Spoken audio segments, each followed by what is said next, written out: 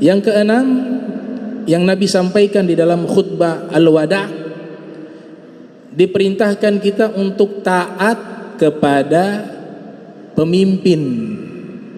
Taat kepada pemimpin. Selama pemimpin tersebut taat kepada Allah dan Rasulnya. Ada syaratnya.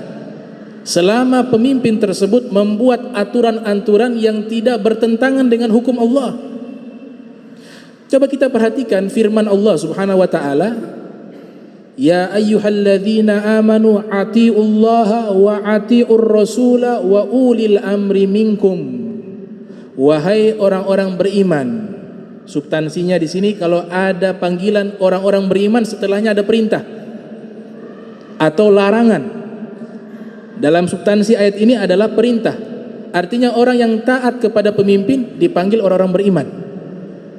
Wahai orang beriman, taatilah Allah dan taatilah Rasul Nabi Muhammad SAW dan pemimpin kalian. Ketika Allah menyatakan taat kepada Allah, ada kata kerja, atiu, taatilah Allah.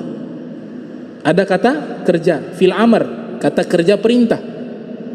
Ketika Allah menyampaikan informasi taat kepada Rasulullah, ada kata kerja perintah, atiur rasulah.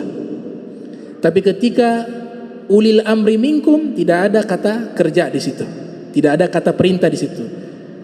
Ini tafsiran seorang ulama bernama Syekh Muhammad Asy-Syinkiti dalam kitabnya Adwa'ul Bayan. Kitabnya Adwa'ul Bayan, menafsirkan Al-Quran menggunakan Al-Quran. Nama kitabnya Adwa'ul Bayan. Di tafsiran Al-Quran ini macam-macam. Ada namanya Tafsirul Quran bil Quran, seperti Al-Imam Al-Biqai dalam kitabnya Nazmud Durar fi Tanasubil Ayati Waswar. Itu menjelaskan Al-Quran dengan Al-Quran. Ini tafsiran, metode tafsiran yang sangat baik. Yang kedua, menafsirkan Al-Quran dari penafsiran hadis Nabi. Namanya hadis tafsir riwayah. Tafsir dirayah menggunakan ilmu pengetahuan. Tafsir ilmi menggunakan iptek dan seterusnya. Ini metode menafsirkan Al-Quran. Al-Imam Muhammad Asy-Syinkiti mengatakan, kenapa ketika taat kepada Allah ada kata kerja, taat kepada Rasulullah ada kata kerja, taat kepada pemimpin tidak ada kata kerja? Maknanya taat kepada Allah dan taat kepada Rasulullah hukumnya absolut, mutlak, tidak boleh diprotes. Walaupun itu tidak sesuai dengan hati kita, tapi selama perintah itu ada, datang dari Allah, perintah tersebut datangnya dari Nabi Muhammad, kita sebagai orang beriman selayaknya kita patuh dan tunduk kepada perintah tersebut di atas perintah yang lain.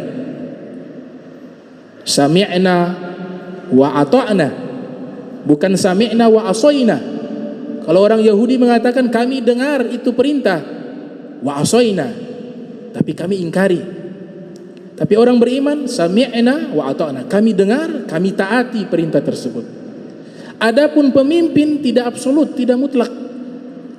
Selama aturan yang dibuat, keputusan yang dibuat, itu keputusan yang tidak bertentangan dengan syariat Islam dan tidak bertentangan dengan ketaatannya kepada Allah dan kepada Nabi Muhammad, maka kita sebagai orang beriman wajib tunduk dengan perintah tersebut dan wajib taat kepada pemimpin tersebut.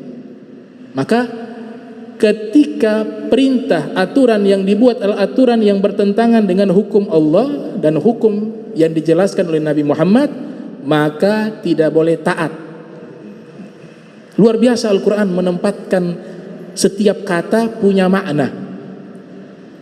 Inilah yang dimaksudkan oleh Nabi Muhammad sallallahu alaihi wasallam, la ta'ata li makhlukin fi ma'siyatil khaliq. Tidak ada ketaatan bagi makhluk jika bermaksiat kepada Allah.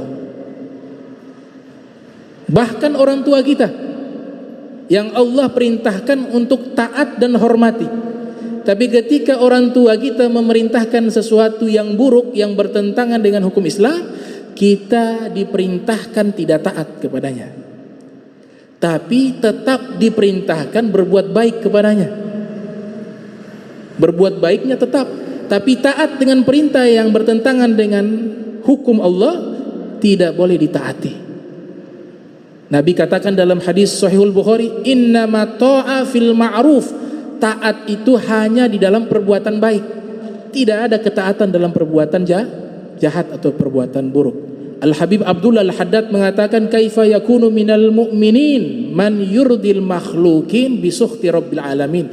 Bagaimana bisa dinyatakan dia orang yang beriman kepada Allah di saat yang sama dia hanya mencari ridho makhluk? Bagaimana ini makhluk manusia bahagia, bagaimana manusia senang, tapi dia lupa di saat yang sama dia membuat murka Allah Subhanahu wa taala karena melanggar hukum-hukum Allah Subhanahu wa taala. Nah, inilah 6 poin wasiat atau khutbah yang disampaikan Nabi Muhammad sallallahu alaihi wasallam di tahun 10 Hijriah, dinamakan dengan khutbatul wada'. Karena khutbah ini merangkum seluruh ajaran Islam, maka Allah tutup dengan wahyu, al-yawma akmaltu lakum dinakum wa atmamtu alaikum ni'mati wa raditu lakum islami dina. Hari ini selesai Nabi khutbah, Allah turunkan wahyu kepada Nabi, hari ini telah aku sempurnakan agama kalian dan aku telah sempurnakan nikmatku kepada kalian, dan hari ini aku ridho kepada agama Islam.